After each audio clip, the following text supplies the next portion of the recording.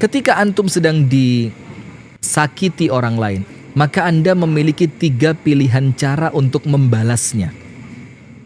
Ketika Anda disakiti, sakit itu kayak ngenes banget. Dan mohon maaf ya, kadang-kadang kan kita kalau ada orang curhat itu kita sekedar memahami curhatannya dari tulisan. Dalam keadaan boleh jadi perasaan yang dia tumpahkan di dalam curhatannya itu melampaui sakitnya dari sekedar apa yang dia tulis. Maka kadang-kadang kita juga perlu memahami sih ya yang semacam itu. Nah maka begini, ketika Anda merasa tersakiti, maka Anda ada 3 cara pilihan untuk membalas. Dan semuanya boleh, dan Anda tidak berdosa, serta bukan aib. Faham ya? Boleh, tidak dosa, dan bukan aib. Artinya memang syariat memberi Anda pilihan itu. Nomor 1, balaslah keburukan orang yang menyakiti Anda dengan keburukan yang semisal, setara. Jadi misalkan Anda dipukul pipi, balas pukul pipinya. Anda diribah, balas dia ribah. Anda misalkan dihina, balas hina dia. Boleh enggak? Boleh. Loh Ustaz, kok ajarannya membalas? Karena memang begitu. Supaya orang yang melakukan tahu bagaimana rasanya orang yang tersakiti karena perbuatan dia. Maka boleh nggak dibalas? Boleh. Apa dalilnya? Allah Ta'ala berfirman, wa jaza'u sayyi'atin sayyi'atum mithluha. Allah firmankan di dalam Al-Quran, dan balasan suatu keburukan adalah keburukan yang serupa. Ditafsirkan oleh para ulama, boleh loh ternyata kita membalas keburukan orang lain dengan keburukan semisal seperti yang dia lakukan kepada kita.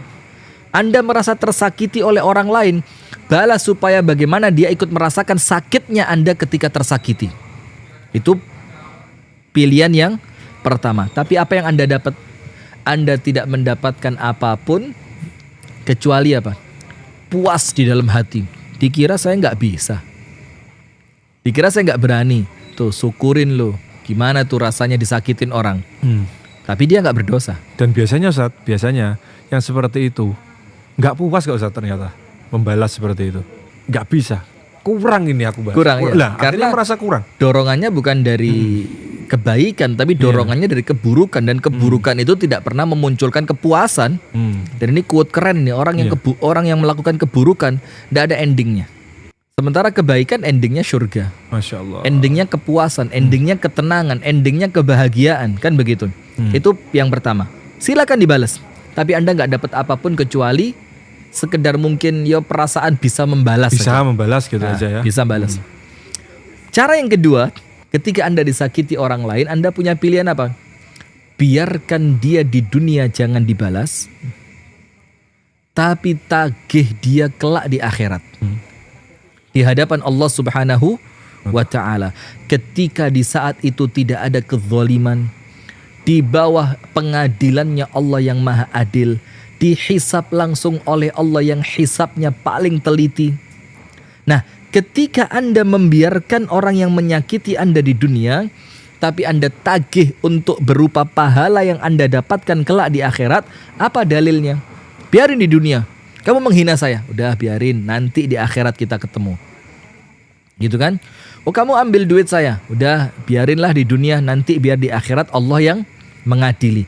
Apa dalilnya? Insya Allah semua pemirsa tahu mengenai hadis yang berbicara tentang orang yang bangkrut. Ketika Nabi SAW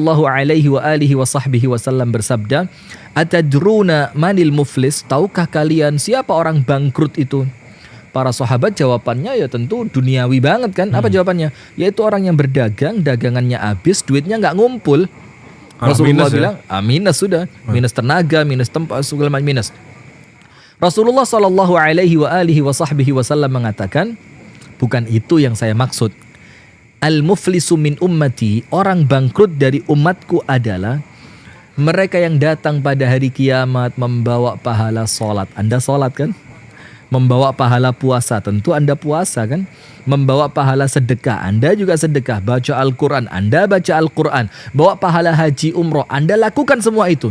Tapi orang ini yang datang ke akhirat membawa pahala sedemikian rupa banyaknya, ternyata pernah memukul si fulan, pahalanya diambil oleh si fulan yang dipukul.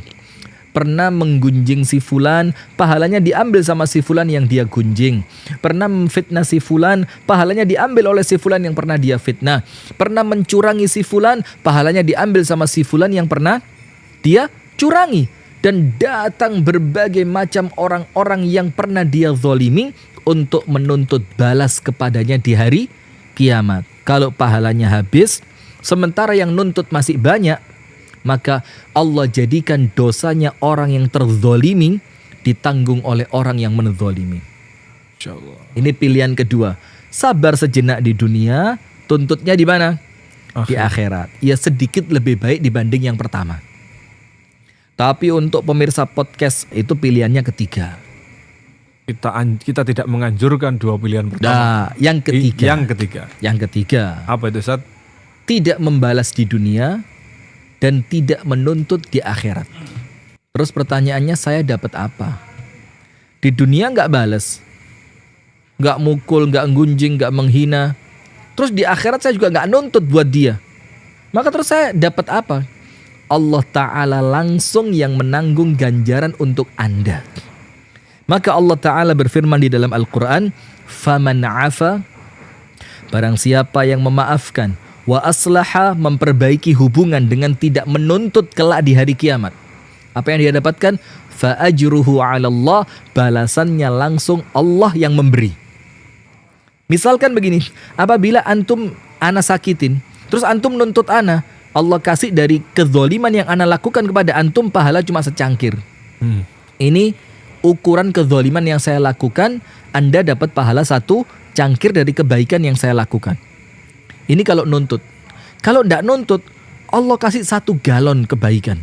Tentu lebih besar 1 galon kan. Nah, itu ada 3 pilihan ketika Anda merasa tersakiti oleh orang lain. Balas, atau biarkan dunia tuntut akhirat, atau biarkan dunia jangan tuntut akhirat. Dapat apa?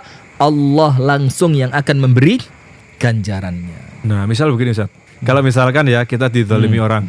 Misalkan dizalimi, terus gini, Ustaz. Iya. Ya Allah, karena doa orang terzalimi kan makbul, Ustaz ya. Betul. Terus kita ngomong, ya Allah, saya dizalimi dengan posisi saya yang dizalimi ini, saya gunakan untuk berdoa kepadamu, saya ingin diganti dengan surga. Jadi itu gimana, Ustaz? Itu termasuk kepada pilihan yang mana? Jadi dia juga dia mengabaikan orang yang dizalimi. Itu masuk pilihan yang ketiga. Ketiga ya. Dia Boleh tidak membalas dan dia tidak menuntut. Dan itu sebenarnya beda kasus kan. Ini kasusnya keutamaan orang yang ketika tersakiti, terzolimi, itu kan disebutkan oleh An-Nabi SAW di antara 3 doa yang tidak tertolak itu doaul mazlum, doanya orang yang teraniaya. Maka ketika kita teraniaya, kita punya 1 kesempatan doa terijabah. Maka sayang sekali kalau doa yang mustajab ini kita gunakan untuk berdoa yang jelek kan. Kenapa tidak kita gunakan waktu yang mustajab ini untuk berdoa dengan doa yang baik? Ya Allah, kuatkan kesabaranku, ya Allah berikan keistiqomahan kepadaku, ya Allah masukkan aku ke dalam surga tanpa hisab dan tanpa adab. Diterima nggak sama Allah? Diterima karena dia posisinya apa? Terzalimi. Tapi mungkin nggak gini, Ustaz. Ini pertanyaan lanjutannya. Kita mengabaikan orang yang menzalimi kita. Iya. Mungkin nggak ini? Ternyata orang ini juga karena tidak bertobat, akhirnya Allah juga tetap menghukum. Tapi kita udah dapat doa yang baik gitu. Bisa mungkin jadi. Karena begini, salah satu di antara dosa di dalam riwayat yang sahih yang Allah segerakan balasannya di dunia sebelum di akhirat itu kezaliman. Maka urusan dia bakal dibalas atau tidak sama Allah, itu urusannya dia dengan Allah. Urusan dia dengan kita, saya memaafkan atau tidak. Kalau saya memaafkan, maka urusan dia dengan saya selesai. Tapi urusan dia dengan Allah belum tentu selesai. Berarti ngeri. Karena dia menjalankan apa yang Allah larang kan? Iya. Nah, maka ketika tidak ada tobat, tidak ada penyesalan, tidak ada istighfar, tentu dia pasti akan mendapatkan balasan lain dari Allah Subhanahu wa ta'ala. Dengan kata lain, orang yang zalim itu dia sedang memiliki 2 dosa berarti, 2 kesalahan. Betul. kepada manusia dan kepada Allah. Betul, Berarti memang harus begitu. tuntas semuanya ini. Harus tuntas. Tapi ketika berkaitan dengan manusia, yang didahulukan minta maaf ke manusianya. Nah, sekarang kita masuk Ya. ke sikap. Sikap. Sekarang begini pemirsa. Ini justru inti dari pengajian kita di malam hari ini ya. Biar kemudian senyum ini tetap merekah di bibir saya. Ini kan kiasan ya, artinya bagaimana kita ridho, kita tetap husnudzon, kita tetap optimis, tetap semangat, walaupun kemudian kita dalam keadaan terluka. Yang pertama, ini poin yang keren-keren sekali saya rasa. Nomor 1, yakini bahwa orang yang tersakiti orang lain, tersakiti oleh orang lain, pada hakikatnya dia sedang diuji oleh Allah lewat orang tersebut. Siapapun orang itu. Siapapun. Maka misalkan saya disakiti oleh tetangga saya, maka memang sengaja Allah kirimkan dia sebagai ujian buat saya kan. Saya sedang terkena musibah. Sementara di dalam hadis yang sahih, Rasulullah SAW bersabda, "Man yuridillahu bihi khairan yusib minhu." Barang siapa yang Allah inginkan kebaikan untuknya, maka Allah berikan kepadanya musibah. Itu poin pertama. Berarti ketika kita tersakiti, kita kena musibah, ini Allah sedang menginginkan kita baik. Sementara keinginan itu ketika Allah yang menginginkan, pasti terjadi apa enggak? Pasti terjadi. Pasti. Idza arada syai'an ayyaqula lahu kun fayakun. Tidak ada yang mustahil bagi Allah. Ketika Anda terkena musibah, apapun, Anda disakiti orang, sakit hati banget karena omongan orang, karena hinaan dari orang lain, karena fitnahan dari orang, maka ingat saat itu Anda sedang diinginkan kebaikan oleh Allah datang pada Anda. Sementara yang menginginkan Allah, maka pasti kebaikan itu akan datang. Nah, maka ketika kebaikan itu sedang dinantikan kedatangannya dan pasti datang, maka untuk apa Anda menangis kan? Saatnya Anda apa? Tersenyum. Poin kedua. Suatu hari Abu Bakar As-Siddiq radhiyallahu taala anhu wa ardahu itu duduk bersama An-Nabi sallallahu alaihi wasallam. Ketika Rasulullah sedang duduk bersama Abu Bakar, maka datang seorang laki-laki mencaci maki Abu Bakar. Abis kamu ini, abis. Dan Rasulullah, apa yang Rasulullah lakukan? Jalisun yatabassam. Rasulullah sekedar duduk, tidak membela Abu Bakar. Dalam beberapa keadaan Rasulullah malah tersenyum. Coba, ini sahabatnya disakitin orang dengan lisannya, Rasulullah cuma apa? Tersenyum. Kemudian ketika falamma radattu alaihi ba'da qawli, kata Abu Bakar radhiyallahu anhu, ketika aku mulai balas orang ini sedikit dari omongannya dia, tiba-tiba apa? Rasulullah berdiri dan Rasulullah meninggalkan saya.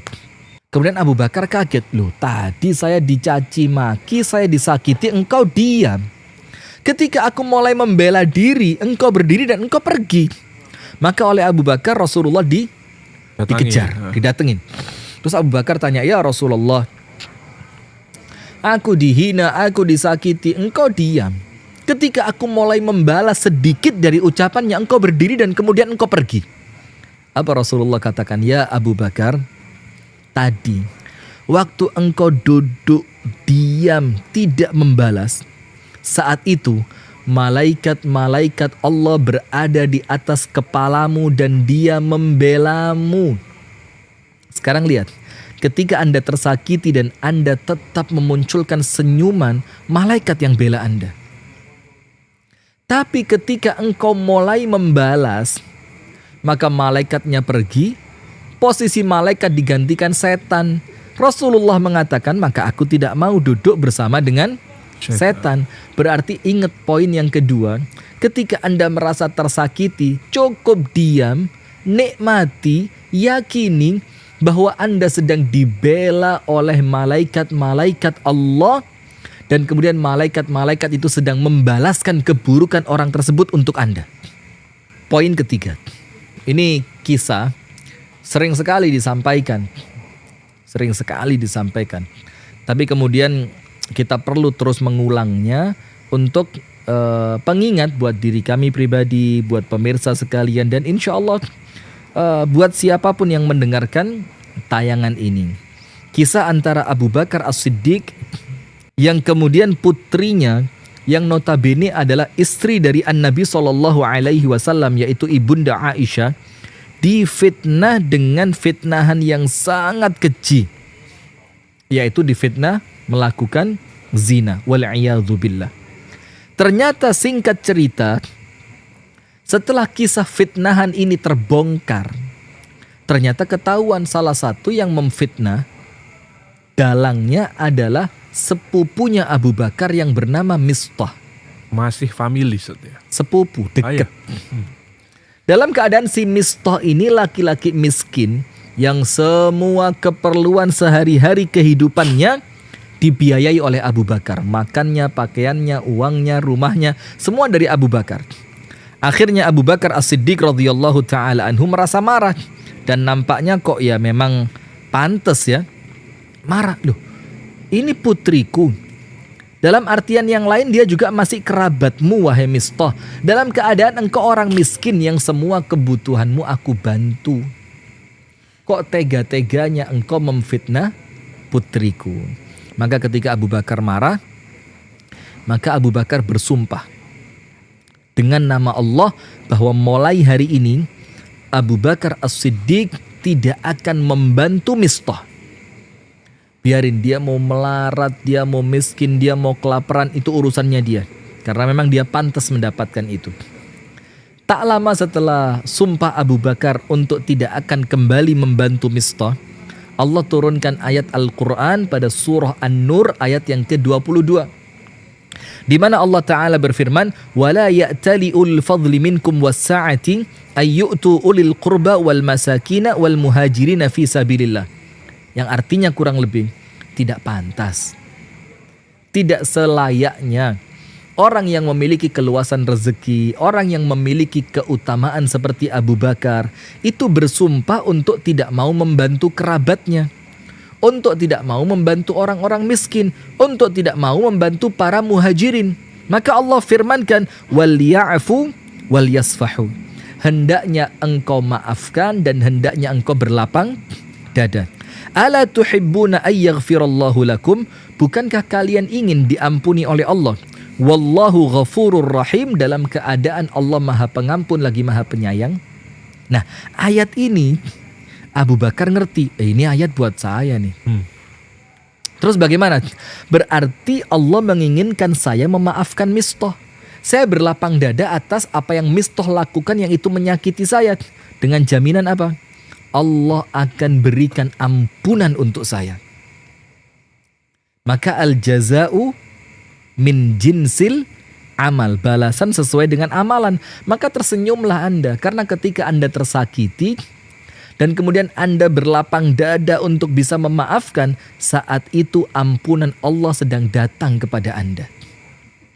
Yang terakhir, poin yang keempat, yaitu kisah dari kehidupan An-Nabi SAW ketika beliau SAW itu melakukan Fathu Makkah, pembebasan kembali kota Makkah.